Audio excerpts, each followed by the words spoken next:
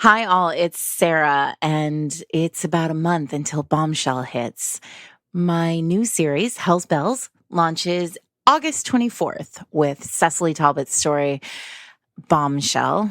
In the series, you'll meet a group of Victorian-era girl vigilantes. Would we call them vigilantes?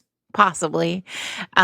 Anyway, a bunch of really badass women who hang out together in cool places and do maybe crime things and also fall in love in the balance.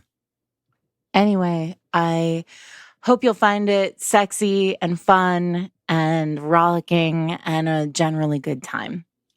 You can pre-order it wherever books are sold, and there will, as always, be a Bombshell episode sometime in August for you to learn a little more about where my head was at while I was writing. Thanks so much for listening, everyone, and thanks for reading. I'm excited. We're going to talk about television. A different medium altogether. Should we tell everybody the truth? I think we should. I feel like we need to confess our dirty little shameful secret.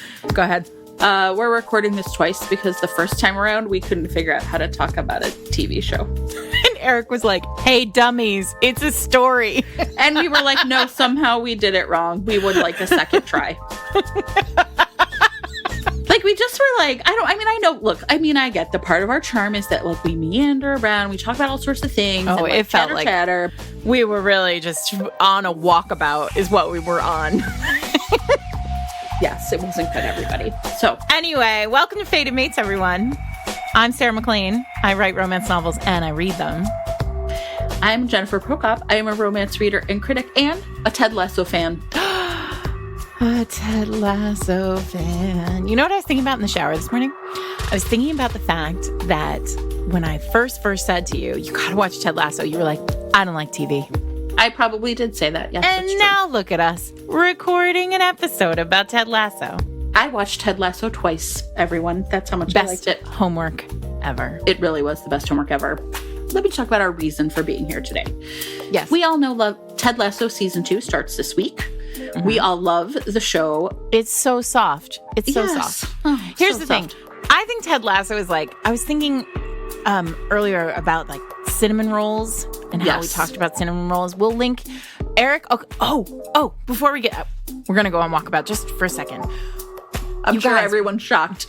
We ran this survey and you can go take it. If you haven't taken it yet, you can take it at fatedmates.net. We were expecting, I don't know, like 60 of you to take this survey. More than 1,000 of you have taken this survey, and we are fully blown away by so much about this survey. But one of the things that Erik took away, because Erik is our wonky Aquarius, producer guy, he was like, listen, the lesson that we can take away from this survey was not how lovely all the little notes that everyone left us were, although that was what I took away. I enjoyed that a lot, yes.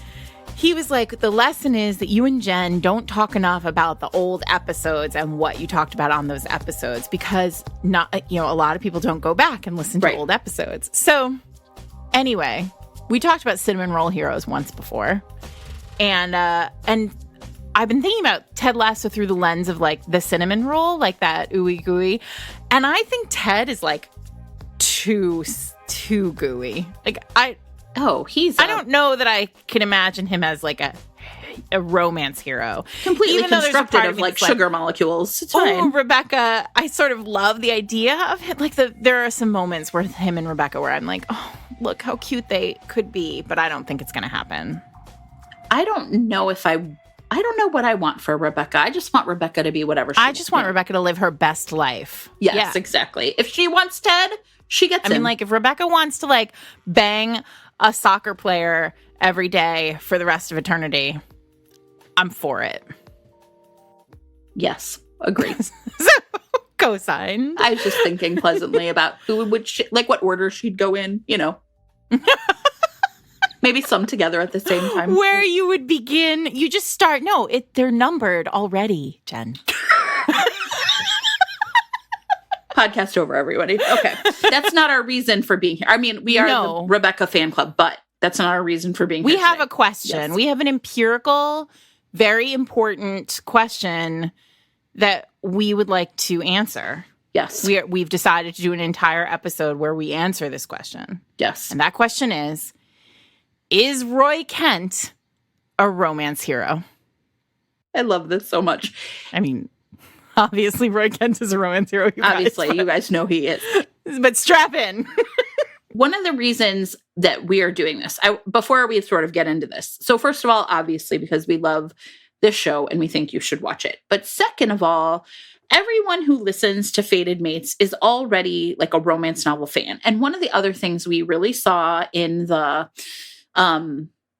survey is a lot of people coming to romance like we did, which was kind of like, it's a secret. It's not something you talk about with everybody, right? And we are, of course, big proponents of like, no, be loud and proud about your love of romance. But I think the other thing that we can do is talk about how do we see romance archetypes in other kinds of media you consume, right? Mm-hmm. We see these stories and plot lines and characters in places other than romance novels. And so, if you're one of those people who's like, I'm kind of afraid to talk about how much I love romance, but you could say like, look, if you love these characters in Ted Lasso, then you would love a romance. This is why I love romance, right? So I think there's also, I feel like we're now ready for like some romance outreach. You love it more than you think, everybody. Exactly. And also, we're going to do the hard work here at Fated Mates. Never say we don't give you anything. We're going to do the hard work here of finding you things outside of the medium of romance novels. Yes. Where you can feel comfortable and settle in and know that you are going to be carried through by a real deal romance hero/heroine/main character. Yes. And Roy Kent. That is the gift we are giving. That is the gift we are giving people here at the end of season 3. Yes. Romance is everywhere. And we're going to help you find it. We're going to help you search it out. But we don't want you to get stuck in one of these terrible movies where everyone dies at the end. We would never do that to you. No. Roy Kent does not die at the end of Ted Lasso season 1. There's season 2 and 3. Who can say? Who can say? He does end up in a garbage can full of ice water, but that's fine. Pretty hot. Let's be honest. It was great. Anyway, he heats up that garbage can full of ice water. Anyway, here, we got to go back, though. Okay. We have to start from the start. So Ted Lasso, for those of you who don't know, who are not participating in romance novel Twitter, where everyone and their mother is talking about Ted Lasso is a 30-minute comedy. Yep. On Apple TV Plus. It is a true delight, this show. It is. And I gotta say, like, when I first heard about it, I was like, oh. Yeah, right. It's like a fish out of water story in, football, global football. We're going to call it football. It's American soccer. But we're going to use football. We're going to use football because more than 1 billion people around the globe use the word football to describe this game that we don't use. So there are more of them than there are of Americans, so we're going to say football. Right. So here's the way this episode's going to work. We are going to talk about Roy Kent as romance hero and some of the other, I think, key kind of characters and plots. And then stick around at the end.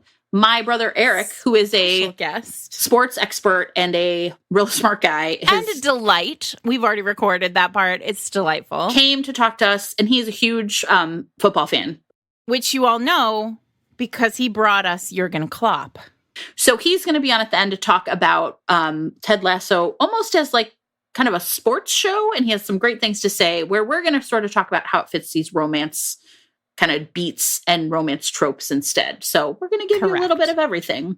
So Roy Kent, for those of you who haven't watched Ted Lasso is about a American football coach. So he coaches college football in Kansas, and he has been hired by a football team in England, to a Premier League football team in England, to coach their team, which is a surprise, I think, for everyone, including Ted, who is reading Soccer for Dummies on the plane over to England in the first scene of the series. Right.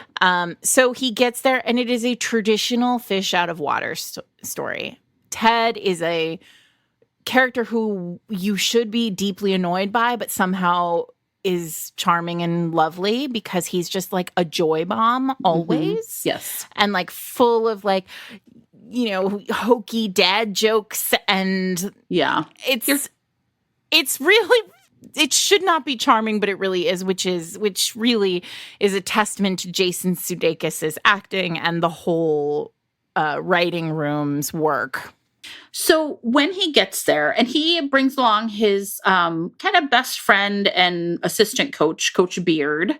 So the two of them together. So, you know, even though Ted is a fish out of water, he does have his, you know, bestie with him. And Coach Beard clearly... Coach Beard is named Coach Beard because that's his name or because he has a beard?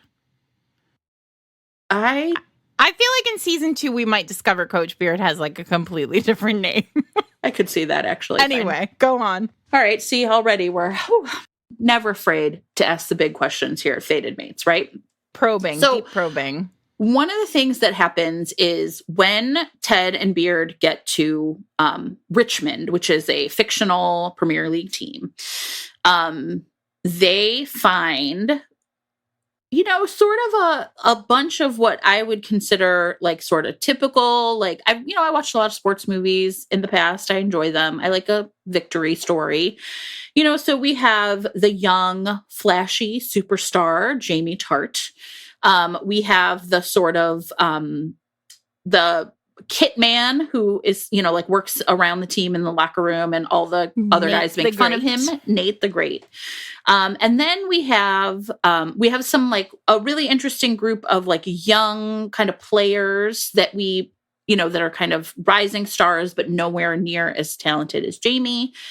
And this is like a really vibrant international community of players too, right? Because that, I think, is what happens in the Premier League. And then we have grizzled veteran Roy Kent, who probably is like 34, but, you know, he's at the end of his career. He's not as young as he used to be. You know, he, you know, needs massages and to sit in ice baths and can't run as fast as he used to. But he has he's like if Ted is a joy bomb, then Roy is like, I mean, we say grumpy sunshine, but Roy is even... He is like a landmine of grumpiness. Yes. Yes. But here's the truth. You know that scene in Indiana? I know how you feel about ancient pop culture references, but here we are. We are our age, though, Sarah. I know. It's fine. I mean, you know that scene in Indiana Jones when he's teaching at the front of the classroom and the girl like closes her eyes and it says "I love you" on her eyelids? Yes. That's my Roy Kent. My whole Roy Kent. That's your Roy Kent face. Like me. I'm just gonna paint it on my eyelids and go for it. Roy Kent is played by a phenomenal actor and also writer who was in the writer's room, Brett Goldstein. Tell the story of how he got the job playing Roy Kent, because it's great. So, I mean, I don't know Brett Goldstein, but this is what I hear is the truth. So the story goes that Brett Goldstein was in the writer's room for Ted Lasso, and they were in the early stages. They were like brainstorming the arcs of the story, and they were brainstorming kind of all the B and C arcs. There's obviously the A arc of the story is Ted and Ted's relationship with Rebecca and like the whole football piece. Sure.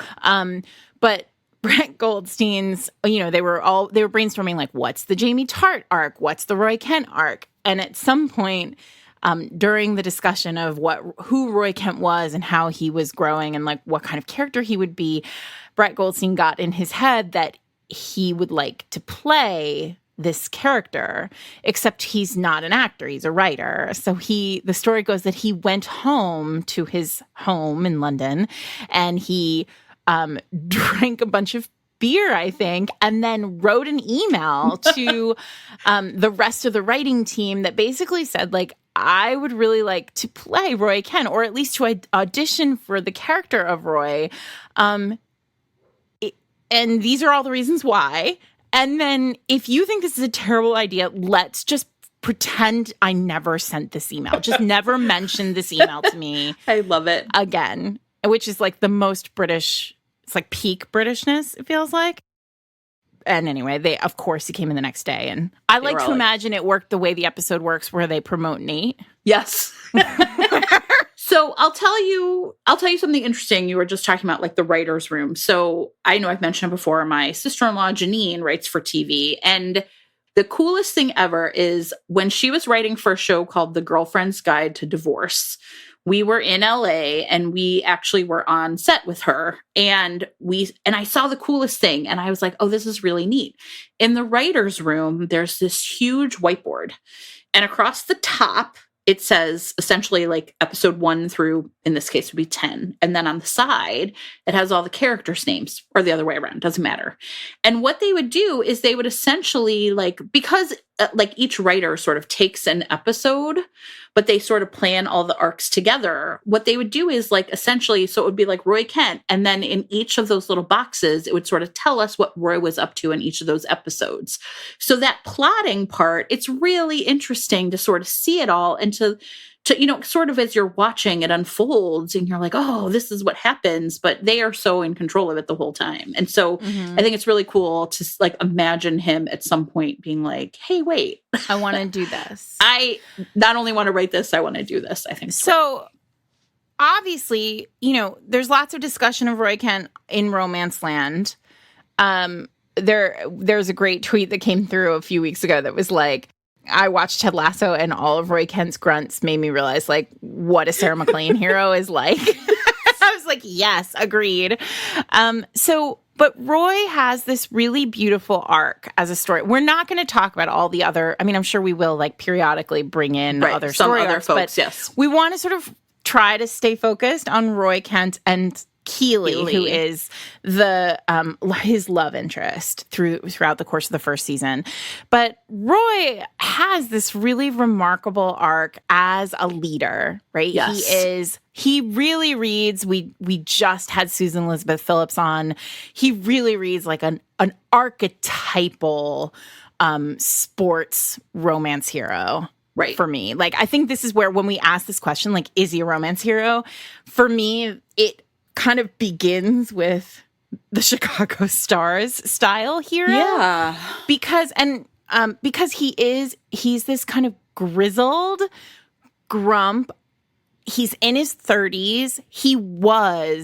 He had a golden foot, right? Right. When he was born with a football, in hand, or I guess not in hand, whatever, in foot. It reminds me of that scene in Bull Durham, right? Where he says to the young pitcher, you are blessed by the gods. They reached down and made your arm like a thunderbolt or whatever, right? Mm-hmm. And so the thing about Roy is he had this, but he's aged out of that. His talent is no longer as effortless as it was. He doesn't have, he's not a wunderkind anymore, right? Right. This is a thing that happened. He was blessed by the gods as a young man, and now he's he's not old. He's still, older for Premier League soccer, but he's old right? for Premier League soccer, and now he can't run as fast, and he can't, he needs to sit in an ice bath, and he is plagued by the specter of his youth, which is made flesh in Jamie Tart, who is the biggest douche. Here's the thing that's really interesting that I think got back to Susan Elizabeth Phillips. So one of the things she said, my romance heroes are often men in sports heroes, right? These were professional athletes who had this profile of being very talented as young men, but now at the end of their careers. And I think the reason that sort of makes sense is because you have once you're at the end of your career, no matter when it is or where it is or how old you are, you have to really be in this soul searching question of what's next. And I think it is very clear. It's not necessarily about his mortality, right? He's still a young man, but his days in football are numbered. And Roy, it is clear to us, knows that from the very beginning. He's insulted that Ted is going to be his last gaffer, right? This wanker. And he knows that, they're never going to win. Of course it would be ideal if all these guys could go out at the end winning. And so I think it makes sense that one of the things is there's this vulnerability in him then as a character, because how is he going to essentially gracefully exit the stage that he once ruled? Right. Mhm. And that gives him the opportunity to not just think about his life after football in terms of like professionally, but emotionally, right? Who am I if I'm not Roy Kent? Right. Exactly. Yeah. And that is a story, like, that is a character arc that we in romance know so well. I'm thinking about Kate Meader's Man Down, which I don't think we've talked about on the podcast, but is a hockey romance.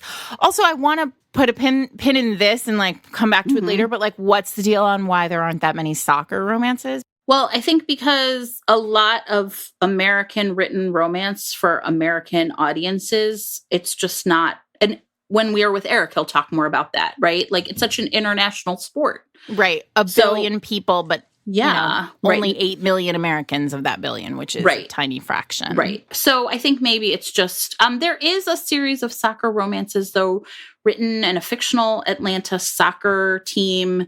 And I will look up the author, Rebecca something. Right. Well, I'm going to talk about Kate Meader's Man Down for a second. So this isn't just another, because, I mean, we're talking about is Roy Kent a romance here, but of course we're going to talk about books as we go. So the hero of this book is a widower, and the premise is extremely cute. The meet cute is very cute in that he is a widower, and he has been texting his wife's phone for years, like 3 years, and then at some point he texts the number, and it's been given to a new person, and the heroine is this person, this new person. But what I really, but he's given, he had, this immense tragedy in his life, and then he kind of goes off the grid, and then he's given up hockey, but then he finds this like new identity as like a kid's hockey coach, right? So there's also a great moment in Ted Lasso where we see Roy Kent crack open a little bit with children. Like, I think this is another real romance hero moment. Yes. Where he goes to the school with his niece. I think it's really cool you do this. I'm doing my fucking niece, guys, here. Roy Kent is not a cinnamon roll, right? Roy Kent is more like Roy Kent is a stern brunch daddy, right? I wouldn't call him a stern brunch daddy. By the way, you don't think so? I mean, I don't know. We're not going to do that without Andy. Okay. Yeah, no. I think he's like an alpha kind of in some ways, right? Yeah. Like although I guess, whatever, it doesn't matter. But I think the idea that he does go to yoga. He's sort of impenetrable. He's secretly, I mean, I'm like, we're circular right now. But, the reason that his relationship with his niece is really important to us as like romance readers from the beginning is we know exactly what that signals, right? Like soccer, football player with a heart of gold, essentially. This is the thing. If you have like a gruff, grumpy hero, there are a few ways that you can immediately shorthand that this man is not going to murder you in your sleep, right? And one of them is, look how good he is with kids. Sure. But I think it's really key. I mean, one of the things that is so great about the writing of the show in general is how often characters are sort of like foils for each other in the similar episode. So this episode where we first see Roy with his niece and realize kind of like what a softie he is the same scene where Ted is out with the reporter. Right? Yeah. And the reporter is sort of like thinking like this idiot, just like this dummy. And instead we see that like Ted actually has some steel in him, right? That there's actually more to him than just this like fluffy Midwestern good old boy charm. And so I think that that's like one of the things that's so great about the show is you can always sort of tell what's going on with one character by like these kind of constant ups and downs, right? Like whatever is happening with the other kind of A or B plot in that episode is often a reflection of what's going on with the other one. So, us seeing the real inside of Roy is happening at the same time we're seeing kind of the real inside of Ted, right? I mean, episode 3 is really an episode that is about Roy. It's really remarkable because he's not necessarily on screen the whole, I mean, he's not on the screen the whole time, and you wouldn't necessarily know that this episode is really about Roy, but that's the episode that begins with, first of all, it's the episode that begins with the gifts of the books. Right. And I mean, my gosh. Could we love that more? No, Sarah, we could not. It's so perfect, and I want Ted, hello, if you work for Ted Lasso and you're listening to our little podcast, I really want your Twitter feed to please tweet what books got given to everyone on the whole team, please. That's all, like, frankly, is that too much to ask? Every reader wants to know, like, what did everybody You know what get? we're gonna do? I'm gonna call our shot right here. We are going to do a Twitter in honor of Ted Lasso season 2. We will recommend a romance to everyone in the Ted Lasso cast. Not their characters. Not perfect. Not like Jason If Sudeikis. you love Ted, you should read. No, I want Ted to read this. This is if I was giving Ted Lasso a romance. So what would I give cute. him? If I were, oh my gosh, oh my gosh. Now I want to do a whole episode on that. Anyway, but we're not going to do that right now. Okay. So anyway, so everybody gets the book, and obviously Roy gets A Wrinkle in Time, which is a story about, it's like as Trent Krim from the Independent says. It's a lovely novel. It's the story of a young girl's struggle with the burden of leadership. She journeys through space. What I want to say here about this episode being about Roy is that this is also the episode where he notices that Jamie and his crew are bullying Nate, and he goes to Ted as the coach of the team and says, because he's Roy's team captain, right? Right. Act like it, jerk. He goes to Roy and he says, aren't you going to stop it? I'm sorry, he goes to Ted and he says, right. Aren't you going to stop it? And Ted says, no. And then he leaves he's furious, and he leaves the office, and Coach Beard says, why are you winding him up? He's the one, Coach. We're going to make an impact here. First domino needs to fall right inside that man's heart. I mean, like, we're told it's there. It's planted there. Roy is our hero. This is the episode where we get the setup for Roy and Keely. Yes. Right? In the parking lot. Yes, because there's some really delightful... banter. There's some great banter. Well, there's a couple great things. One is she's teasing him about basically, like, aren't you the one who let your date, like, steal your, like, a Rolex or something, right? And he says, I don't need a phone and a watch. Like, he's just this good guy who's, like, not going to turn someone in for stealing his multi-thousand-dollar watch, right? But the whole part, too, where we see her as being a really good match for him, because she is the one who is constantly reminding him that I'm Roy Kent, and I get paid to play a game, but I'm mad all the time. And the perfect that is such a perfect moment, because it sets Keely up as the only one for him. Like, yes, she sees Roy. I mean, Ted sees Roy too, but she sees Roy so clearly as, like, not the superstar, like, not right. She's like, you're just a dude, guy, just like all these other dudes are just dudes, and I'm gonna push your buttons. She sees him as a person. Ted sees him as the key to unlocking the team. And they're both right. And that's the part that's so amazing about Roy's arc as well, is he is like both and, right? He's both holding the team together and this amazing force for sort of what Ted wants to accomplish with the team, but he is also discovering who he is without that. And to have those things happening simultaneously is a pretty slick piece of writing. And I think one of the reasons why I'm so drawn to Roy and his story in the series, right? Yeah. But this episode is pretty perfect. Yeah. If you're trying to figure out how to unlock an alpha, and how to write it where in a way where the alpha himself does not unlock, right? Like he is manipulated the entire time by these other people who read him better than he reads himself. And let's be honest, if you are a writer out there and you are writing like a heavy alpha in romance, you are writing this story. You are writing a character who cannot see himself for the trees, right? Right. So episode 3 of Ted Lasso season 1 is a perfect writing lesson for you. It is it is a text you should study.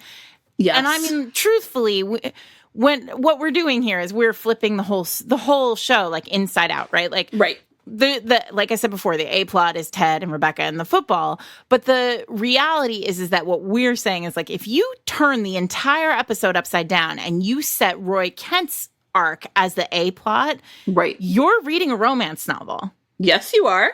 You're welcome, everybody. But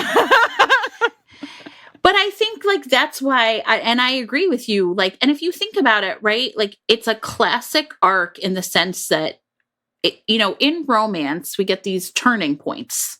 Those turning points can be one, in my opinion, one of two things. One where a character sees another character in a new way or they connect in a new way.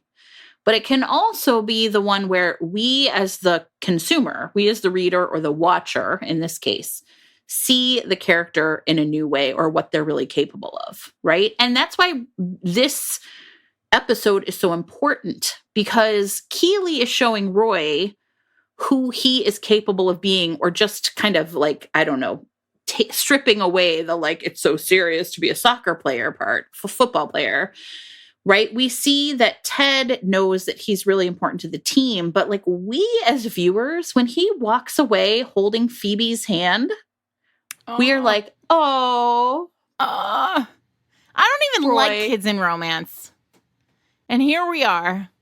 But you know what? I would argue in this case, it being a television show, there's going to be Roy is on screen in limited ways. Yeah. So he's on screen on the pitch or with the team. He's on screen with Keely. So it's a pretty smart way of introducing like softness. Humanity. Yeah, that's really organic. That in a romance novel, you could just show. I mean, here's the thing, like, we've talked about this when we talked about Bridgerton. The thing that is really hard about taking a romance novel and putting it on screen is romance is really about people's thoughts and feelings. It's internal. That's, yes. We linked this in show notes when we did the Bridgerton episode. Yeah. Or the Julia Quinn, I can't remember, some episode that we did this for, but the showrunner for Outlander has said, and I think this is so smart, it's like romance is really internal, so the struggle with this is how do you do this? How do you visualize a thought? So all these things happen for Roy in this one episode. Mm-hmm. And it all kind of unlocks him for us as the reader or the watcher, I guess, right? For Keely as a potential love interest and for Ted as his coach. We see all of these ways in which Roy can just slot right in to this, like, here's our real, like the real heart and soul of the team. And once Ted recognizes it, we do too. The other thing I just think is important, I know we're not going to talk about Rebecca a whole lot, but which only because then we'd be on for 1,800 hours. Because we love her so much. It's almost like I can't. It's too much. I don't want to. She's just, she's an Adriana Herrera heroine. She's amazing. Adriana, I want her delicious book. But one of my other favorite parts of this is Rebecca also knows you have to figure out who the leader is, right? And she says to Higgins, who's the guy? And Higgins is like, I don't know. And the fact that they don't know is what allows Ted to essentially like get to Roy first, right? Yep. To win him over. Beginning of the season, there's just no, Roy would never. I mean, that's the other thing that makes him a hero, right? Like from the start, it's Richmond first. It's team first. There's that great moment in episode 4 where Sam gets knocked down and then there's like a meal gets made on the field and there's like a back and forth between, Roy and Jamie, and then Roy reaches down to help him up, to help Sam up, and Sam's like, I don't even hurt anymore. Like, I don't. And he's like, No, listen, I'm going to pull you up. I'm going to pretend to limp very badly. And you're in a gesture like you think you can bravely go on. They'll love it. Oh, okay. So there's just this constant sense with Roy that like team first. And then we learned there's the episode where they think that the rehab room is haunted. So Ted decides, like, he calls us group meeting at the pub. Yes. And then they decide they're going to, unhaunt they're going to exorcise all the demons from the rehab room. And so they all have to sacrifice something that's important. Yeah. And that's when we see Roy's backstory. I mean, yes. Honest to God, Jen, it's beat for beat a romance novel, right? That comes later in the series. Like, right. That comes it's like the start of the third act of the whole series when we see him, like, throw the blanket that his grandfather gave him. I was 9 when I got scouted by Sunderland, and I'd never left London before. My granddad drove me all the way there, and it was freezing, and I was terrified. I was fucking 9. Say something. When I got there, he gave me this old blanket. He said it was to keep me warm and to remind me of home. And that was the last time I saw him, because he'd passed away by the time I got back for Christmas. So. Poor, sad Roy who needs love.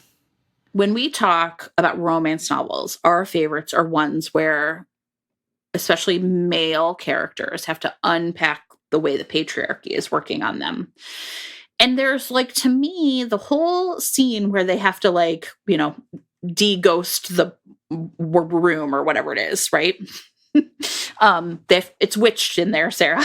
To go talk about a season. Oh, look at us. It's a deep cut. Very deep. I'll put a link if you're like, what are they talking about?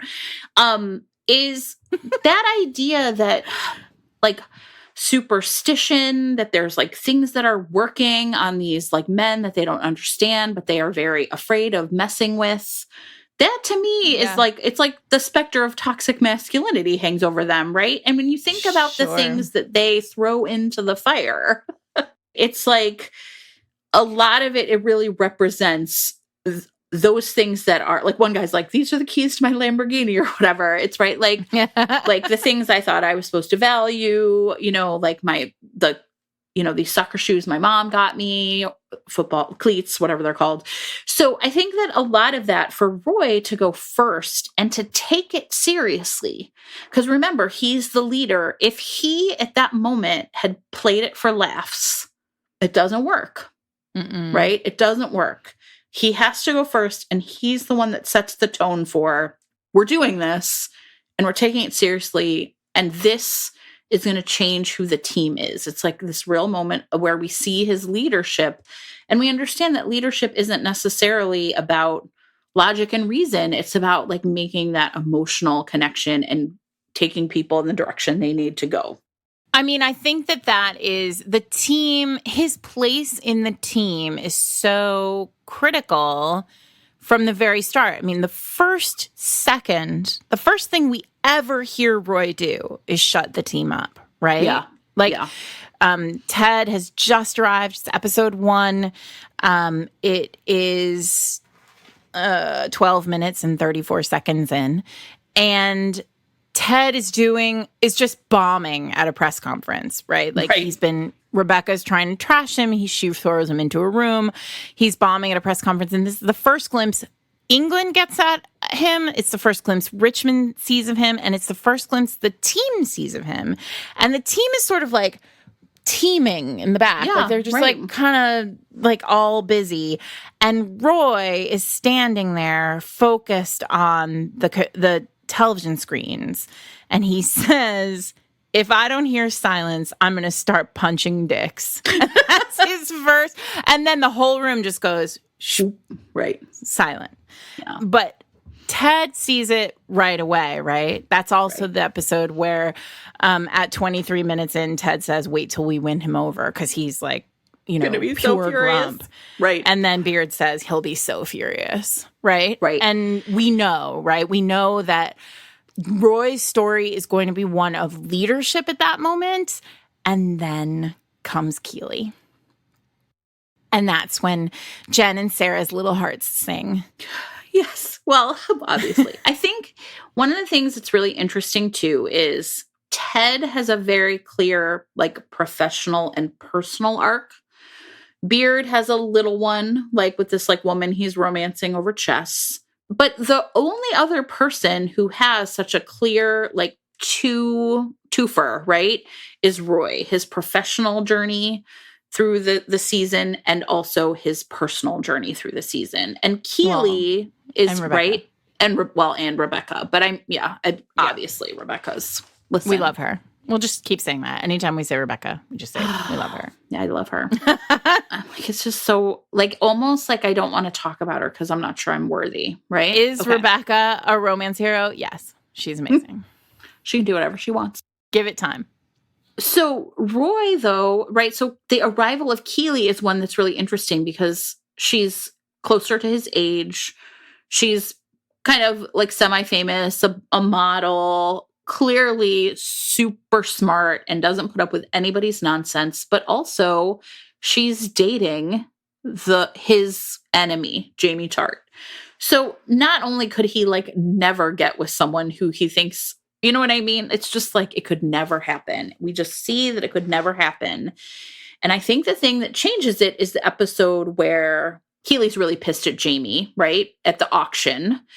And in order to sort of make him jealous, she bids on Roy. And at the end of the episode, Roy comes storming up to her and is like, Hey, do me a favour. Don't use me as a prop in your little fights. Make me feel like an idiot. And instead of ignoring him or instead of just like laughing it off, she understands why he feels that way. I'm sorry. I shouldn't have done that. And you can tell Jamie is such a child in his like emotional, like the way he understands things, and he doesn't even know what's happening. Yeah, he can't even see it happening in the moment. But we understand like immediately what's going to happen between these two if we didn't get it back in episode 3. Well, I mean, in episode 3, look, we got the end of episode 3.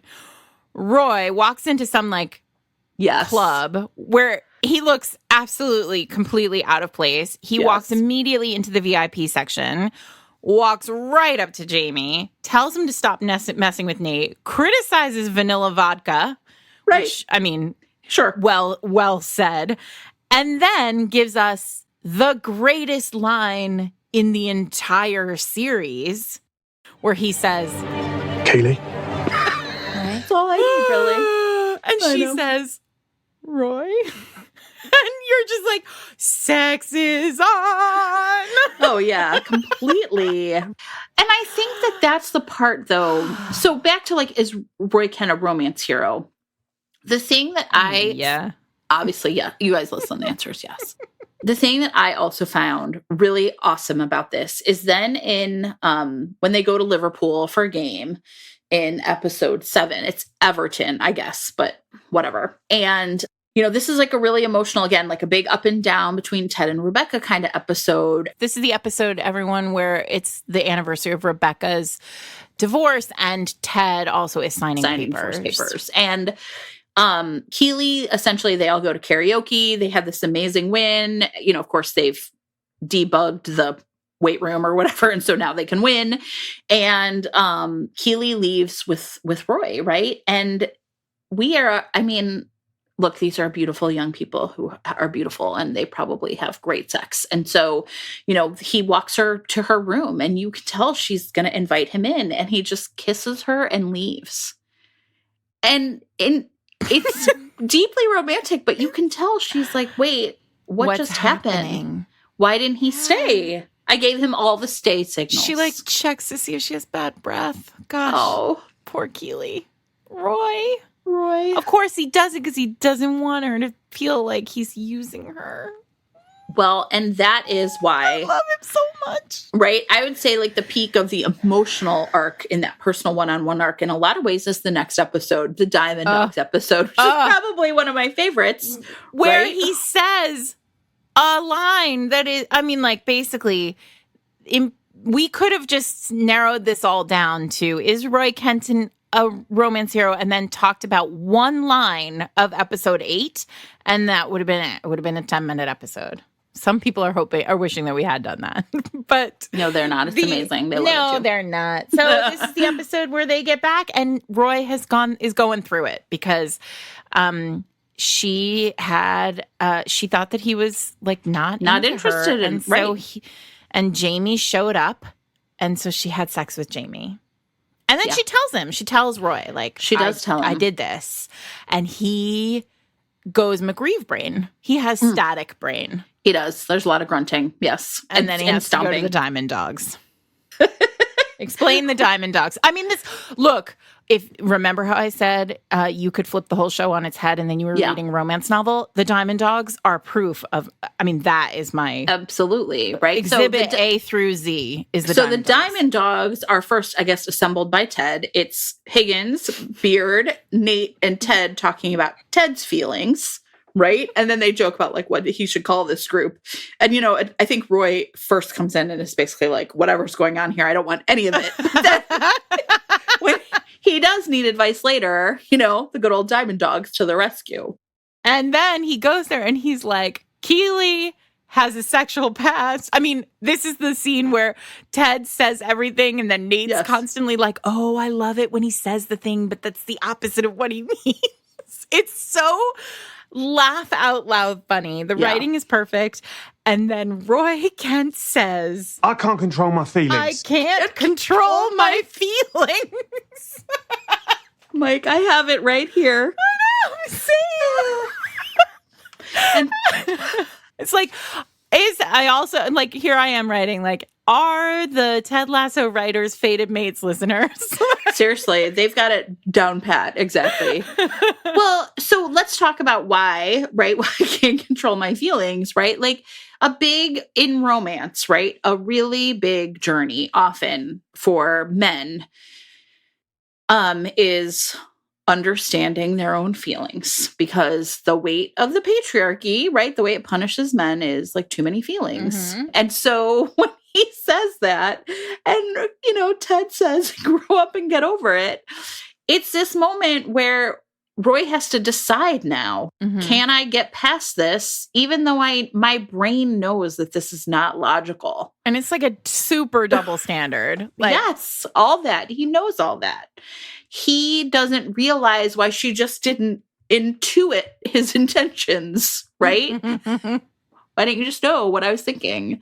And I think that that's like a really important part of that Diamond Dogs is we have to talk about this and we have to talk about it together so we can all figure it out and be better, right? Yeah. Yeah. And the writing here is so perfect because this is episode 8, but in episode 7, that's the episode where Nate tells everyone, gives the speech to all the players about. Yes. So Nate is the kit man at the start of the season, but over the course of the season, he like helps Ted, and he's smart and he's clearly brilliant about football.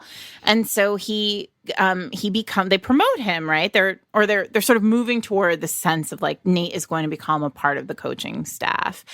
And he leaves Ted a note, much like I assume that email that came from Brett Goldstein that says like, here are all the things that I think you should say to the players. And then Ted says, you say them. So he, he just drags them. I mean, like one right out, it's just a crime scene, the whole speech. And he says to Roy Kent, the great Roy Kent, you're old now and slow. And your focus drifts. But your speed and your smarts were never what made you who you are. It's your anger. That's your superpower. That's what made you one of the best midfielders in the history of this league. But I haven't seen it on the pitch at all this season, Roy. I mean, you used to run like you were angry at the grass. And you'd kick the ball like you'd got it fucking your wife, Christ's sake.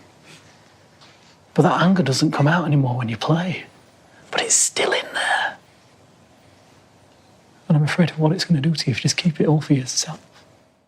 And so this sense of, and then Roy it's like Roy comes back online, right? It's like that speech from Nate is also about like, you're not feeling feelings anymore. It's like, as he's aged, he's gotten tired of like the game, capital G game, like this kind of sense of where he sits in the world. This reminded me a little bit of that Naima Simone book that I love so much, right? Scoring Off the Field, which is where the hero, like, he's so consumed by American football, that hero, that like he's left all these other pieces like by the wayside, including his best friend. That book is Friends to Lovers. But it makes me think that Roy Kent he was this, right? Like he was Jamie Tart at the beginning, and there was nothing for him but, anger at the grass, anger at the game, and like the game, small g. Right.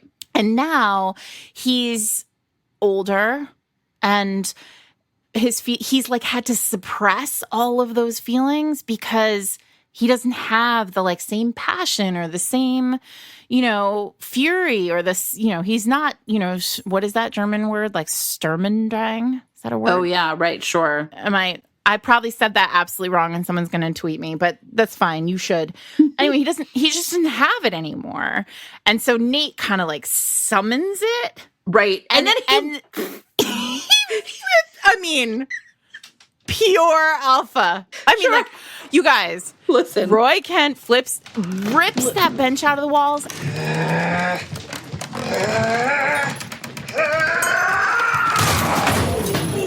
And my pants flew right off my body.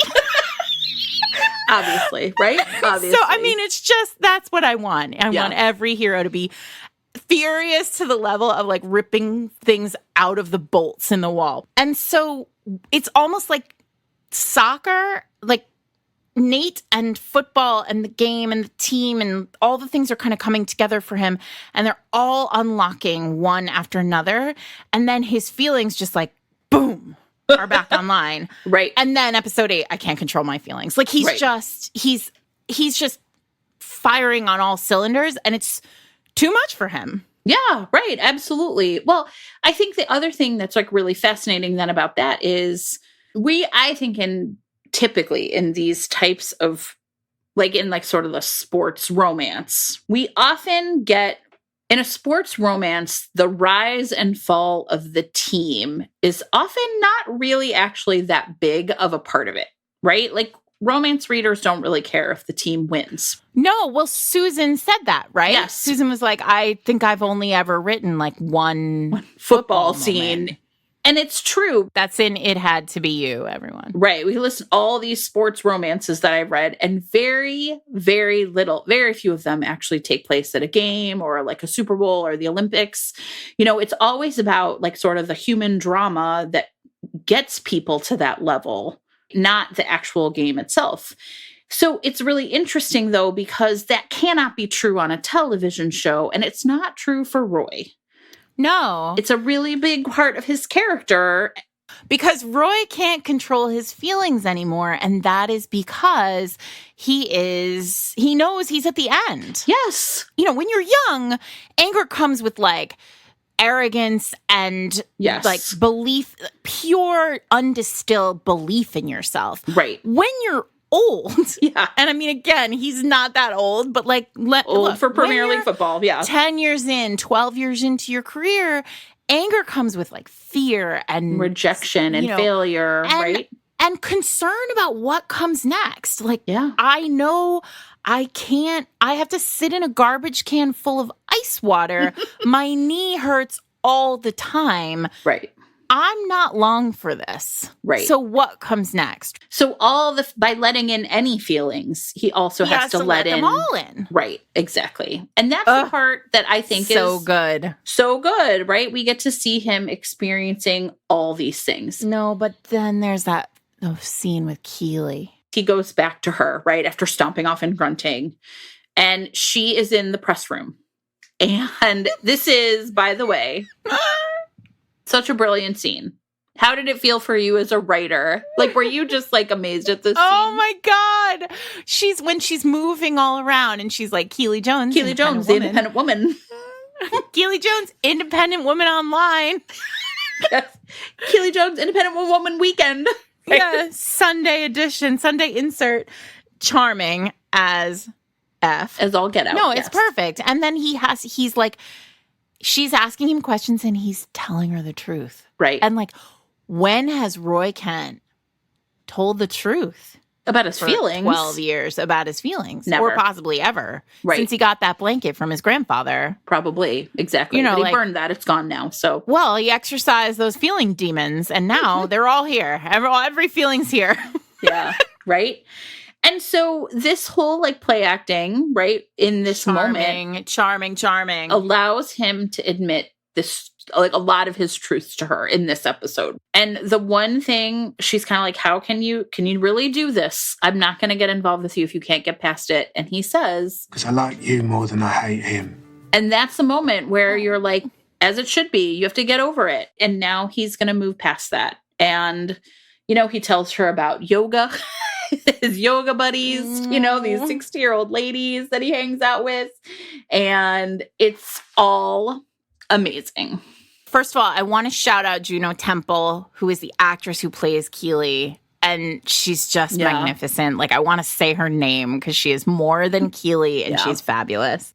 Then there's the moment where he's at Keely's. I don't know if they're at Keely's or they're at Roy's, but with his niece. Yeah, but before we get there, I think we have to talk about what causes that. So he gets Keely, right? Like, in sort of everything's looking up for Roy. Oh, yeah. And then we are brought low by the fact that he's going to be benched, right? Because he's just too slow and he's not playing well. And this is also, we haven't talked a whole lot about like Ted and Beard, but this is one of my favorite scenes in the show is, essentially Ted cannot bring himself to bench Roy. He just can't do it. And Beard sort of snaps at him and is like, I was with you on this, like, winning doesn't matter, but winning does matter. And these are not kids, they're professionals. You have to do your job as the coach and bench him.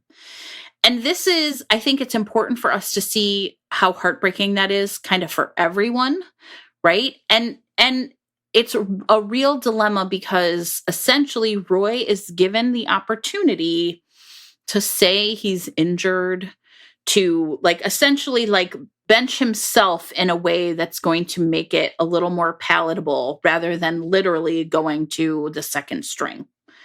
And I think that's a really important moment also for Roy because he goes, essentially if you're on the second string when you're scrimmaging each other, you wear like pennies, right? Those like, and he pulls one on and he's like, the second string is going to kick your ass today. But it's this moment where we see like Roy, his love of the game is more pure than his like need to be proud. And like he would rather sit on the bench with his team than not, essentially. Team first, right? Team first. first. It's a wrinkle in time. Is Yes. leadership.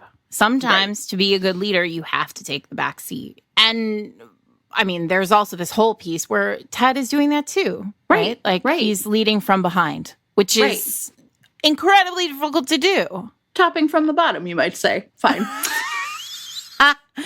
But then he gets to Keely's house, right? He's really wrecked by it. And who can blame him? Like, look, I imagine there are very few things in the world more soul-crushing than having been the best the in the world, superstar, best in the world athlete. Right. And then being literally replaced by yourself. Right. 15 years younger. Like, this feels like a lot. I'm fully on board. I believe every minute of this characterization. Yeah.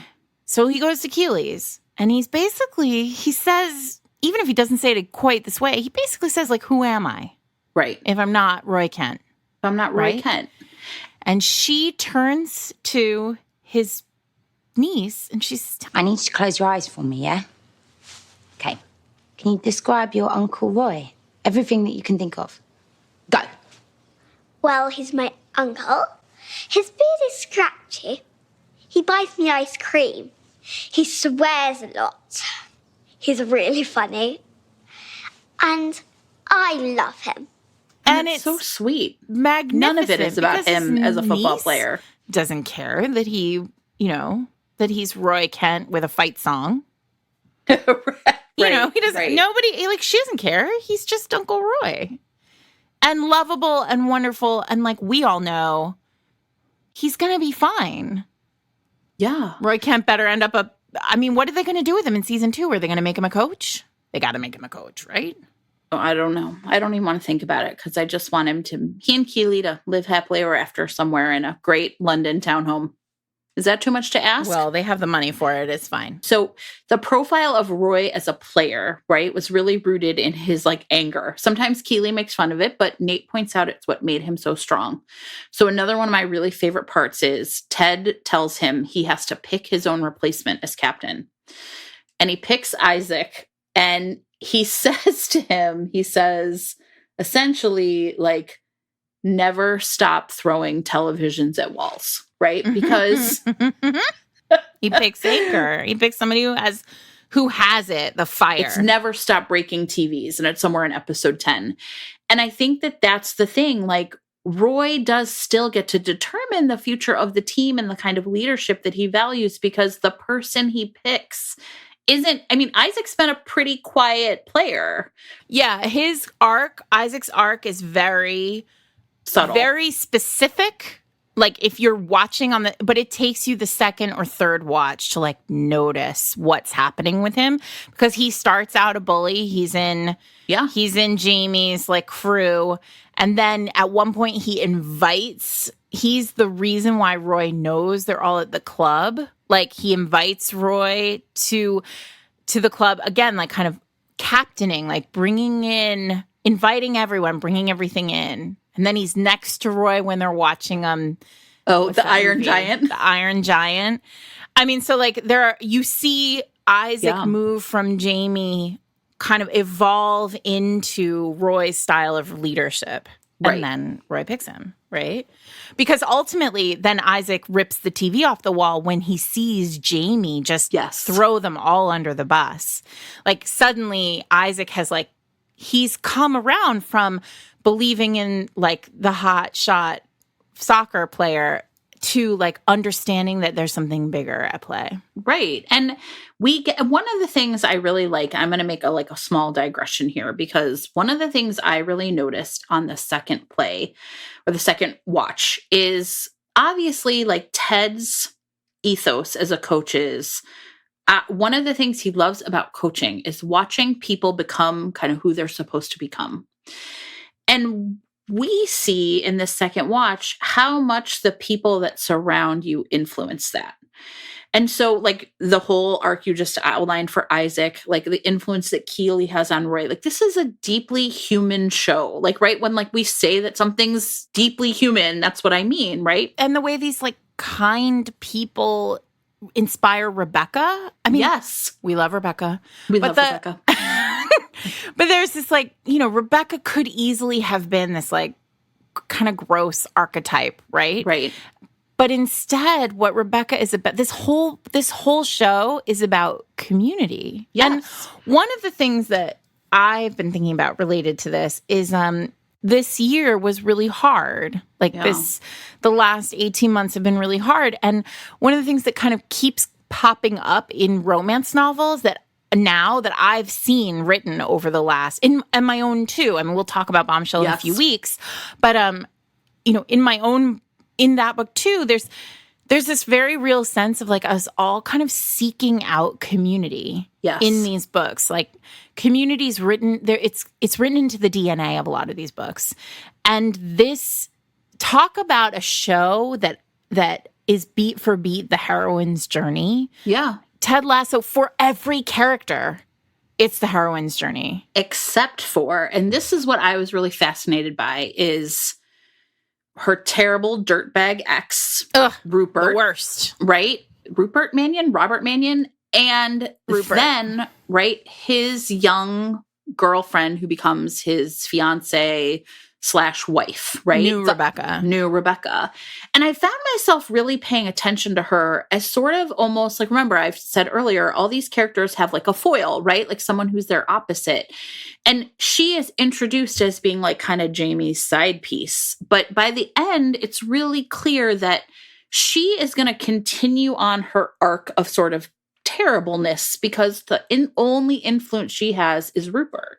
Whereas Jamie, because even though he is still this young hotshot, at the end, he passes, right? The influence of Ted was really strong on him. And even though it's I think, clear to us, right? Like what has happened, I also think it's really smart of the writers to show us like, okay, but here's this other character of the other Rebecca, or new Rebecca, whatever, young Rebecca. And she is one who is, I mean, I found myself really watching the scene she was in, like, why are you putting up with this terrible man who is terrible? Here's where I'm going to make a prediction. Because young Rebecca, yes, is pregnant at the end of the season, and we know like there's a lot there, you know, I mean, that's just horrible. All of that is just horrible. But she also owns all of the shares. So they're in her name. So I have hope for something amazing happening with young Rebecca. Yeah. But I mean, that's the part that like I really found myself thinking like, yeah, there's all these positive influences, but I think there's also honesty. And again, we're going to talk about our Rebecca, right? When she is so heartbroken about the divorce on her anniversary and her best friend is with her and she's sort of like doing this, like, he just was so terrible to me. And her friend is like, he was, and you were with him every step of the way, right? This is not a show where falling under the influence of a wrong person absolves you of your responsibility for your own self. And I think that that's why this show is so deeply validating, right? Like being good will be rewarded, not necessarily with wins, but with your community. Everyone gets a second chance, right? Like if you really want to change, you get, like, it's okay. Like Jamie Tart is terrible. And then like at the end, you're like, Jamie's not the worst. He made the pass, right? He made the pass. He learned the thing. And I just think there's something really remarkable and hopeful about a show. And I think this is how romance feels too in many ways. Like there's something hopeful about a show or a book or a piece of media where characters are so nuanced that like they get a second chance sometimes. Yes. Right. And I think this show is a show about second chances for like for everyone from Ted down the line. And I love it a whole lot. Well, I want to talk, we have to talk about episode 10. Yeah. Because if Roy Kent is a romance hero, his ending, right, is potentially the real ending of his professional career. And we all knew it was coming. It was just going to be a matter of how. And he has some real moments of glory on the pitch in the season, but he falls. And there's this talk in the announcer's booth. They like sort of pull back to the announcer's booth at this moment. And we see Roy like sort of get up and he's going to like hop off. And what they say is Roy Kent will never be taken out on a stretcher. No. But when he is in the locker room by himself. I know. And Keely comes in. And he tries to get rid of her, right? Because he cannot control his feelings, Jen. I know. He's like, you can't, you have to get out of here. And she knows that he needs her. And she just goes in there. And it is one of the most tender and beautiful moments of any romance ever, where he just leans on her. Good. And she's the only person he'll let see it. There's also that great moment. I think it's in episode 9, although it could be episode 10, where he hits believe. He's the last one. I think it's episode 10 actually, where everybody leaves the locker room and he goes and he like hits the believe sign that Ted hung up in episode 1. And it's a real clear eyes, full hearts, can't lose moment for those of you who are Friday Night Lights fans like me. But like, there are a couple of moments actually in this show where I was like, oh, I think that's an homage to Friday Night Lights. Like, there are like a couple little moments that I loved. But also maybe not, maybe just like archetypal sports moments. But there's also something really magnificant. Is Roy Kent a romance hero? Is Ted Lasso a romance? Where it was really incredibly smart to give Keely a job. Yes. With the team, right? Because everything when we talk about romance writing, right? We talk about, how do you write? We talked about this when we did the romantic suspense episode, when we talked about Whiteout, for example, like the trick with the hard thing about writing romantic suspense or romantic comedy. Yes, or romantic anything. Or historical romance is that you have to write, or fantasy, you have to be able to write the romance as the A plot, and then everything else has to feed the romance, right? Ted Lasso is not written as a romance. So the A plot is this football plot. The team, right. But giving Keely a job with the team makes it possible for Roy and Keely's romance to feed the A plot of the story. Right. So you are never taken out of this universe of the team. Okay, so this is like this ultimate perfect romantic moment between the two of them, but I think there's also the romance of the team. Yeah. And they lose. And Ted gives this amazing speech in the locker room, and it's basically, we lost, and it's a terrible feeling, but we can feel it together. Mm-hmm. And the team bands together and has each other in this moment. Yes. And I think that that's like the real romance. I mean, these sports stories are deeply romantic in that way, right? Mm-hmm. It's about the victory isn't the win or loss. It's that sense of what you did or tried to do or achieved or didn't together. And it's pretty great. Even when they do lose, it feels like they haven't really lost because they have each other. And that's the whole ball game, right? I think that's the whole ball game. Football match. It's really easy for us to say that it doesn't matter. They didn't win because our team didn't get relegated, which apparently is a very bad thing to have happen. And let me tell you, we're going to hear all about it. Coming up next. Because we have a special guest. I'm so delighted. I got to meet Jen's brother today. Yay. Jen's brother, Erik, who joins us to talk about sports and television and storytelling and whether or not Ted Lasso actually isn't a romance or a sports show, but possibly something else. And we're going to cut right to that right now. Thank you all so much for listening. My brother here. It's amazing. It's so exciting. Hey, everybody. There are two of you. Yeah. There are actually three of us, but we'll only subject you to one of us at a time. This is my brother, Erik, everybody. And the reason we're having him on today is because you just heard us talk a lot about how Roy Kent and the arc of the show is like a romance. But I think, in all honesty, it's for many people like a sports show, right? Like, and there's a lot of movies and television shows about sports teams. And so one of the things I was really interested to talk to with Erik about, who is a huge football, soccer fan, Liverpool, right?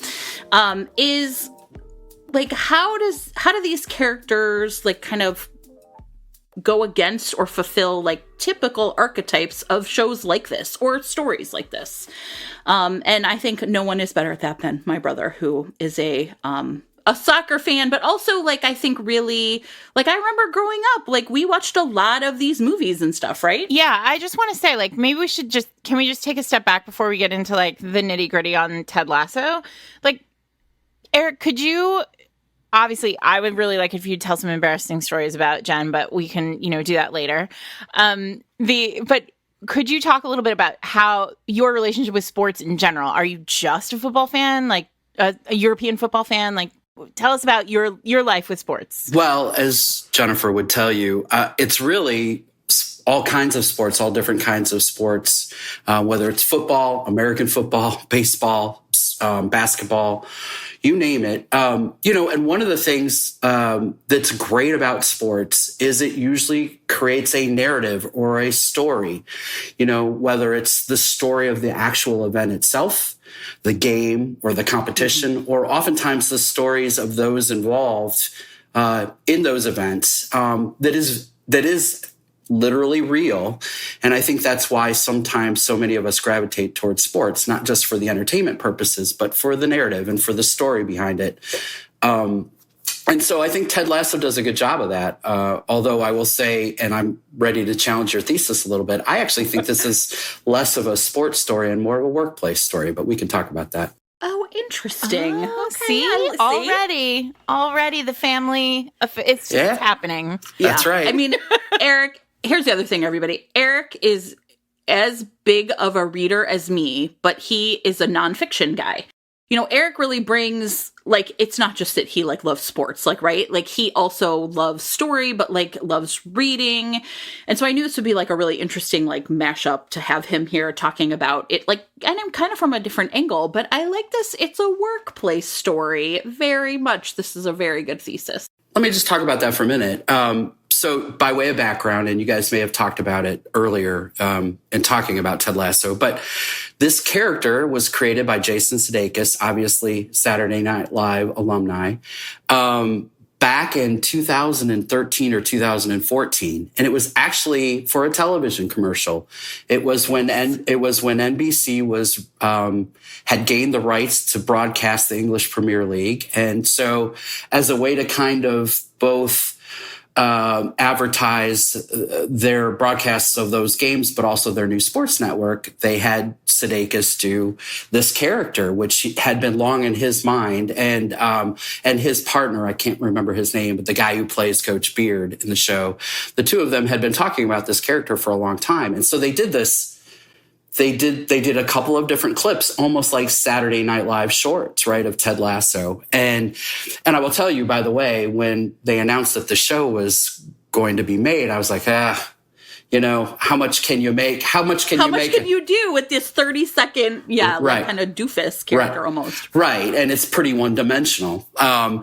But when they decided they were going to make the show a few years after those advertisements, they got involved with a producer by the name of Bill Lawrence. And those of you who are TV fans may know that Bill Lawrence also made Spin City, and he made Scrubs, which I would say is one of the better comedies of the 21st century, both of which, by the way, are workplace comedies. And so there's a similarity there. I think it's anchored in sports, and that makes it fun and appealing to guys like me. But at its heart, it's got a workplace comedy element to it with the ensemble cast. But anyway, I throw that out there for discussion. I love it.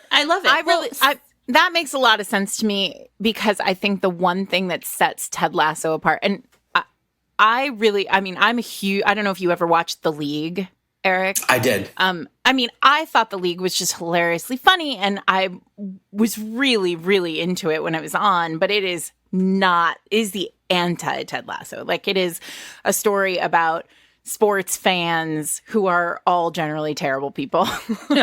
Being terrible people together. It's about fantasy football, and it's incredibly funny, but there is a softness to Ted Lasso that is so surprising, I think, when you come to a sports show. Yep. Although, now that you've said that now that you've posited that it's actually a workplace show, it makes me think of Aaron Sorkin's Sports Night too, which is such a workplace show, but framed in, and one of my favorite shows of all time. So I think this is really interesting. I have a sort of big question about Ted Lasso sports-wise, which is, could the show exist with any other sport at the center of it? I think part of the appeal is sort of the fish out of water element of Ted being in a sport in a foreign country. And of course, that leads to a lot of the setups and jokes, and that was the way the original Ted Lasso shorts were created, right? So I do think it could, But I think it uniquely works here because it's a growing popular sport in the United States, but it is not an American sport. Yeah. And I think there's an appeal to it in that regard. Well, it's worth pointing out that right now we've just come off the Euro Cup, right? Play and I have a lot of international people on my Twitter feed, and when things were so I was sort of watching the Euro through Twitter with the people who I follow on Twitter. We're all just really gung-ho about watching this international experience, having a common shared international experience. And I've been thinking a lot recently about how soccer, European football, soccer, right. Football, right. How soccer really isn't an American. We don't get in there. We don't get in there with the rest of the world. I mean, literal billions of people watch this sport, and somehow we Americans are separate from it. And I wonder, do you ever think about that? Feels weird to me on so many levels, but also kind of superiorly American. Well, that's an interesting last point. Let me say a couple of things. I think historically soccer has been seen that way, but I think things are changing here in the United States. You talk about the Euro 2020 tournament that just ended. The final between Italy and England drew an audience of about 8 million viewers in the United States. That's higher than the viewership for the NBA finals right now. So the sport is growing in popularity. And it is in part because of people like me. Jen, you remember this? We played soccer as kids. We were the first generation in the 70s and 80s to play soccer. Well, we're all grown up. We're adults. We have our own kids. We're consuming. And so soccer is growing as a sport in the United States. And I think what is uniquely American is although we have our own league here in the United States, we want to see the best competition in the world. And that's why we're drawn to things like the World Cup and the Euros, even though we don't participate in it. That's interesting. I will say this is like a weird, the Chicago Fire is our local soccer team. And I will say, like, one of the things I wonder is, or at least this was our experience when our son was younger, is it was a really affordable family outing, whereas like the Bears and the Cubs are not. And so like the other thing I remember how much fun we would have when we would go to Chicago Fire games. Like it feels really like kind of family friendly, like it's affordable. And I also wonder if there's not a way in which like these are, I don't know, it's like deeply democratic, right? To be like, have that appeal where you're like, the three of us could go to a game and, for a fraction of what it would cost for even one Bears ticket. And in addition to that, Jen, you have a sport that doesn't cost a lot to play. Anybody can have a ball and a wall as a goal or a goal and a net, and you can run it out there. It's not like spending hundreds of dollars for hockey equipment. And most parents now, our age, have the experience of having kids that play the sport. And so the kids themselves may not play football. They may not play hockey. They may not play baseball, but they've all probably played soccer, even if it's in gym class. So there's a relatability to it that I sort of think appeals to that small d democratic piece that you're talking about, Jen. There's also like a millennial, exennial, those of us who fall right there in that generational place remember that World Cup team that had Alexi Lawless on it. That is, for some reason, that name has lived somewhere in my brain for my whole life. But there was a moment in time, a sort of flashpoint moment where we were all aware of the World Cup because there was an American team that was doing so well. Yeah. But I will say New York City apparently has 5 professional soccer clubs and 2 that play in Major League Soccer, and I had never heard of these teams. So the New York Red Bulls and New York City FC, but we have, we're committed. We're going to take V to, see some soccer now.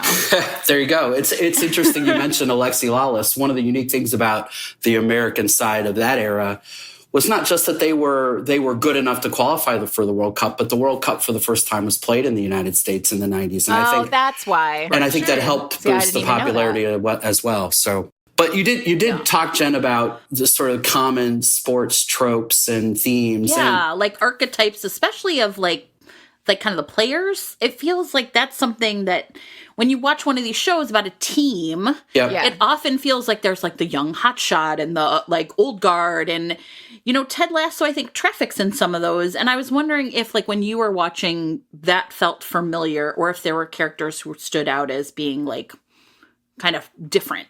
Well, I think that's one of the things that makes Ted Lasso so entertaining and appealing is you start with a lot of those archetypes for characters. You have the hotshot young star, you have the grizzled ornery veteran, you have the newbie, you have the evil owner trying to wreck the team. That sounds right out of Major League. Those of us who are from Cleveland remember that. But what's unique about Ted Lasso is over the course of the season, those archetypes are sort of, they're developed further. You get a deeper understanding of the characters. It kind of blows them away. So you have the angry female owner who threatens to ruin the team. But the show takes time to develop her backstory and why that is and what she's going through. Likewise, the grizzled veteran, Roy Kent, which it sounds like you guys were talking about the relationship with him and Keely. We love you, Roy Kent. How could you not, right? My kind of guy.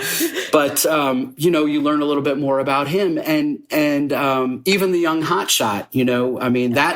The story of his need for attention is carried all through the episodes. And in fact, it's a key moment in the very last episode of the season. So what's great about Ted Lasso is it starts with those sort of sports stereotypes or typical tropes, but it kind of pushes through them by developing the characters deeper. And that's why you care about them. By the time Roy and Keely get together, it's the 6th or 7th episode, and you already feel like you know a little bit more about them and what they're about and what their backgrounds are. So you kind of root for them. Yeah, it feels like watching Ted Lasso gives you the opportunity it gives you all the sort of dopamine hits of celebrity gossip around sports teams without feeling like a terrible person for loving all those celebrity gossip stories around sports teams. Right. Well, I mean, I think because they sort of skirt up to the line and make fun of and have fun with some of those stereotypes, but they really don't make them the sole side of the character that you see. Yeah. And I think that's what matters. I mean, to me, what's really interesting, I was thinking about coming on is why was this show so popular? I think part of it was what I mentioned earlier. It took a SNL short skit, and I think people were not expecting much and were pleasantly surprised at how much better and how well developed the characters were and how much better the show was. But also it was the point in time in which the show was released. 1,000%. It was August of last year when this country was going through a lot of dramatic stuff, right? We were, the pandemic was here in earnest. We had all the violence associated with the murder of George Floyd and the Black Lives Matter movement. We had a presidential election hanging over everybody's head. And so people were looking for a warm blanket of a TV show. And the warmth and the earnestness of this show kind of reminds me also of Schitt's Creek, another show that became extremely popular in the last year, I think was because of the heart at the center of it. And you see that with all the characters, but obviously, certainly with Ted most of all. Okay, so obviously the threat of relegation is hanging over the team. And I think many Americans probably learned what relegation was from the show. I learned from you previously, so I felt kind of smart. One of the things I really wanted to unpack is I think one of the things I really liked about the show was Ted's kind of fight with Beard at one point about the continual conversation about sort of winning versus losing and what that meant. And and we can spoil it. So, we're assuming people who are listening have watched or don't care about spoilers. So you can talk about it. But how did you feel about their loss at the end? Did that feel typical or atypical of sort of these sports stories in that way? Yeah. One of the unique things about European or South American football, soccer, as opposed to football here in the States or any other North American sport, is the structure of the leagues that allow teams to be demoted to lower divisions. It's analogous to, if you're a baseball fan, if you finish as one of the 3 worst teams in the major leagues, you get demoted to AAA, and the 3 best teams in AAA get promoted. It's a fundamental tenet of how sports is organized in other parts of the world. It's just different here where we have what we call closed leagues. And so the drama associated with being relegated is very real. If you watch a Premier League game on the last weekend of the season, they're paying a lot of attention to who might win the league, also paying attention to who might finish in the top 4, because that allows you to play the next year in the European tournament. But they also pay attention to who might finish in the bottom 3 with just as much vigor and interest and drama. So that part is very real. And while there were corny elements of the soccer story here, I mean, obviously no team's going to run an American football play. The drama, the trick play, right? Now, though. Right. There are trick plays, and then there are trick plays. The drama associated with being relegated and losing your spot in the Premier League is very real in the sport. And it means a lot financially for the club. It means a lot for prestige for the club. And it means a lot for the identity of the community that club's situated in.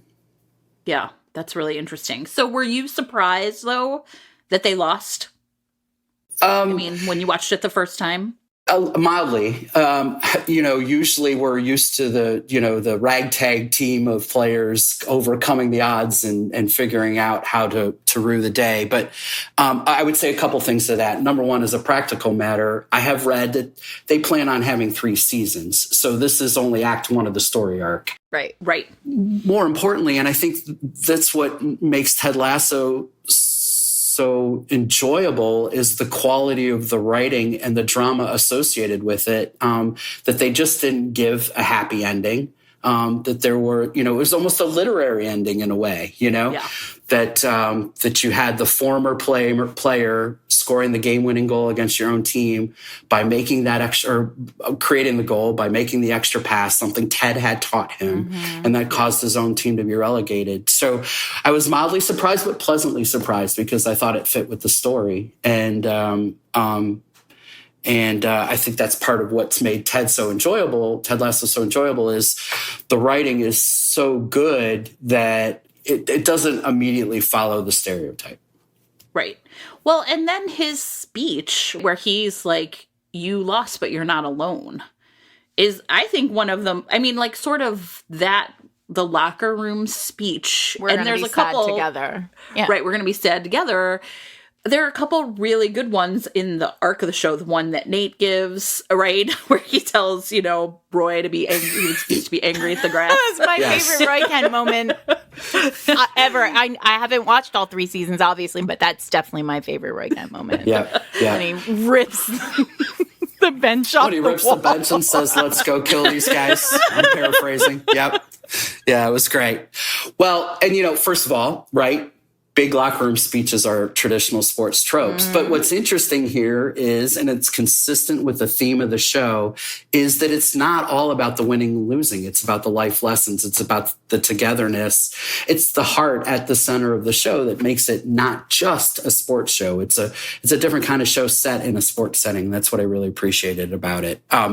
My favorite speech happens to be when he was hustling the ex-donor in the game of darts. To me, that's my favorite scene in the entire first season, Perfect.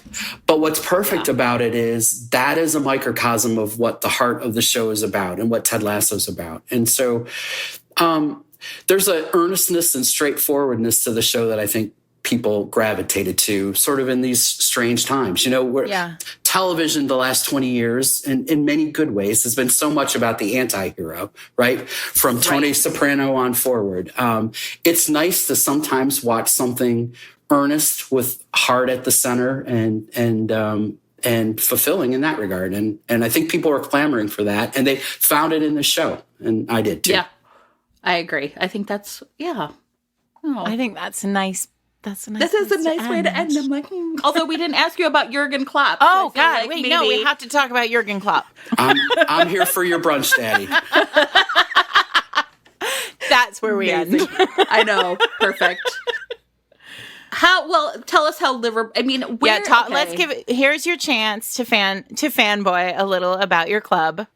Yeah, and tell I don't us about your boys. know, your boys, like, your Liverpoolians. Where is it like the summer for Liverpool? I mean, like where are we in the Premier League? Like, you know, if people are like, I love Ted Lasso, when can I watch Premier League soccer? Tell us about that. No, happy to. So obviously, we had a couple of different summer tournaments going on. You mentioned the Euro tournament. There was also the Copa America tournament, which is the tournament of South America. So both of those just concluded. We'll see some soccer at the Olympics, both men's and women's. But the Premier League will start up again in mid-August. So Liverpool will start their Premier League season then. They're actually just started training in the last few weeks. And how's Jürgen doing? Your guy's doing just fine. We had is he grumpy?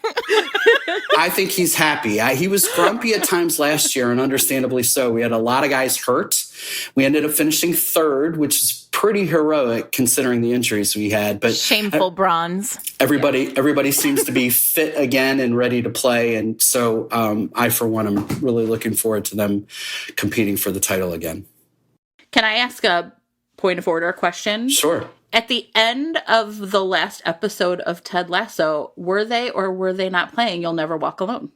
They absolutely were playing You'll Never Walk Alone. Can you talk about like You'll Never Walk Alone in Liverpool lore and then why it would be so great to be at the end of this? Yeah, absolutely. I mean, it's probably the most iconic fan song in the entire sport, and Liverpool perhaps has made it most famous. It's a song from the 60s from, I think, the musical Carousel. But it is sung before and sometimes after in the most dramatic of games, every Liverpool home game, where the entire 50,000 people at Anfield sing You'll Never Walk Alone. So I was really pleased to see that in the closing montage. That particular version, I think, was sung by the lead singer of Mumford, what is it? Mumford and Sons. Yeah, Mumford and Sons. Yeah. And so, who they sing the theme song to Ted Lasso as well. So it's a really good recording of it. In fact, if you guys are okay with it, I'll send you a link to a famous crowd version of singing You'll Never Walk Alone. And we'll put it in show notes. There you go. It would be great in the show notes where folks can get a feel for what it's like to be in England watching a game at the highest levels and the most emotional levels. This particular song was sung in 2019 after they came back from 3-0 down against Barcelona and Lionel Messi, one of the best players of all time, to make the European Cup finals. And they won it then for the first time in 30 years. So, but the emotion of the crowd singing it is pretty cool. It really is. There's really nothing like it in American sport. And so it would be fun for you all to watch. Yeah, that's the thing that I feel like, you know, I mentioned it at the beginning of our conversation, but this feeling of it's different when you feel like you're watching something with the whole world. Yeah. And I mean, my father was a huge football fan, and he's Italian, so he was, a Milan fan. And I mean, I can remember Sunday afternoons, like the goal, right? Yeah. And just, walking through the living room and just endlessly watching those little dots on like the green field, the pitch, just running back and forth and wondering why my dad, was so riveted. But it kept him, obviously for him, and this is true of all sports, I think, it keeps you connected to home. Absolutely. Right? Yeah. You grow up in New England, you end up in California, you watch your Patriots games wherever you can. And I think that was true for him very much. But also there is this real sense of like, you're watching it with a billion other people around the globe. And it feels suddenly like the world is very small. Yep. And I feel like Americans don't have that. None of our sports give us that feel of like, the world is very small. Yeah, I think that's right. I mean, most American sports fans are fans of their particular city's teams. Right. But the broad appeal and brand for some of these largest soccer clubs in the world, and when you're playing for your country at the highest stage, really makes it all the more dramatic. Yeah. And then when it gets to the cups, suddenly the captain of the Milan team is now, back on the Swedish team. And so Italy's cheering for Italy, but then they're also cheering, the Milan, fans are also cheering for Sweden during the Euro. It's really fun, cool. It feels very fun. Also, if we had better pub culture, I feel like we'd spend more time watching soccer. Yeah, more of a tailgate culture here than a pub culture. You're right. That's the Ohio in us, maybe. It is. Well, Erik, thank you for coming on and sharing your awesome sports knowledge, but also I knew you'd have really interesting things to say about the bigger themes in the story, ones that maybe I'm not a big fan of soccer. I only watch it when I'm with you, but hearing about that totally makes sense to me, why we all love Ted Lasso at many levels. Yeah. Well, happy to do it. Thanks for inviting me. And anytime you need a sports ball expert, I'm your guy. Perfect. Thanks, Erik. That was the most fun. Yes, it was. I really loved meeting Erik, too. That was so fun. I'm so glad he joined us. You know what? I think the thing that's been really fun for me about Ted Lasso is how many people in my life have enjoyed it. Yeah. Right? I watched it with Mr. Reed's Romance. I talked about it with you. I talked about it with my brother. So the thing about this show is that it has something for everyone. It does. It's really great. Thanks, Jason Sudeikis and Brett Goldstein and the rest of the writers' room for a really great show. We are super excited and can't wait for the new season. You are listening to Fated Mates. You can find us online at fatedmates.net, where you can take a survey about listening to Fated Mates. Even if you're a first-time listener, we love you. Tell us about your love of Ted Lasso. That is at fatedmates.net, right on the landing page. You can also find merch there, stickers from Jen's best friend, Kelly, who makes a really lovely sticker. She does. And Twitter at Fated Mates and Instagram at Fated Mates Pod. And do not sleep on the show notes, everyone. Jen is a superstar and works so hard on them every week, and they are pretty perfect. So I have a lot of work to do this week because we mentioned a lot of things, but you'll never walk alone, everybody. And that's all you need to know about that.